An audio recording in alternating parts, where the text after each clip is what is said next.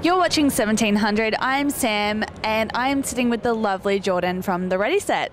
Hello. Thanks for joining us. Thanks for having me. You're welcome. Now, look, you're on the Soundwave tour. You're in Australia. How are you finding it all? It's been awesome. It's the first time we've been here. The shows have been great. It's just been really fun. It's a good experience for sure. Awesome. Now, you do a lot of touring. You're about to do a massive North American tour in March. Now, how do you get through? How do you spend so much time on the road and stay sane? Actually, I have a harder time not being on the road, I think. I kind of get really super bored and anxious and stuff if I'm home for too long. So I'm kind of the most comfortable if we're out on tour. Because we've been doing it for so long. Like, I think I was home for a total of maybe 30 days last year altogether. Wow. It's more comfortable for me to be living out of a bus or a hotel or something. Awesome. And do you have I guess methods for coping, like a playlist? Like, do you have a traveling playlist? Not really. I like to just, before I get on flights and stuff, I like to just go on iTunes and just get a couple new albums of things I've never heard before and just listen to new stuff as much as I can. So that's kind of my plan most of the time. Now, even though you only spent 30 days at home, you're from Indiana, that's right? And you still call Indiana home? Yeah, pretty much. What stopped you, I guess, from going big city and moving to LA or New York? What brings you home? No, I mean, it's more so that I just haven't really moved anywhere yet. Like, I don't really have a home necessarily. I've gone so much, so I'm just kind of, waiting to. I mean, eventually I'll probably move out to LA just because that's where all the songwriting kind of stuff is, and that's where the industry is pretty much based out of. So I can be really busy even if I was home there. But I'm just kind of waiting. I mean, I never have time off, so why bother making a move if I'm never going to be there? Yeah, I wouldn't wish moving on anyone either. It's an ordeal. Now, rumour has it that this year, the Ready Set, you will be releasing a new album. Yeah. True? Very true. Excellent. Tell us what fans can expect. That's always the hardest question. I don't know. I mean, just try to write good stuff. Basically, the good parts of the Ready Set from the last album, but better.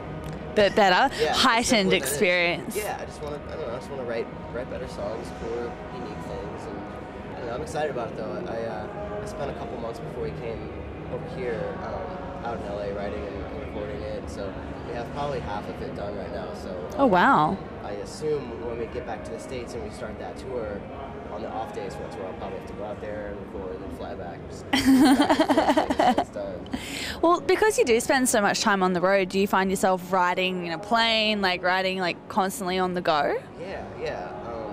That's the best part about the way that I make music is it's predominantly on a computer and stuff, so I can sit down on an airplane or in a bus or something and just I don't need anything other than just a tiny little keyboard and a laptop, and I can make the skeletons of songs, and I can just get a good idea, a good demo done without really having anything. So it's good. I mean, you can kind of, if you get an idea, you can just sit down and just hash it out right there.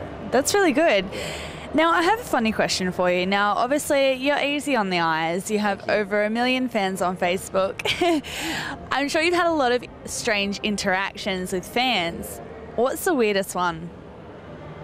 I don't think I've ever had that thing where I get scared or I get freaked out.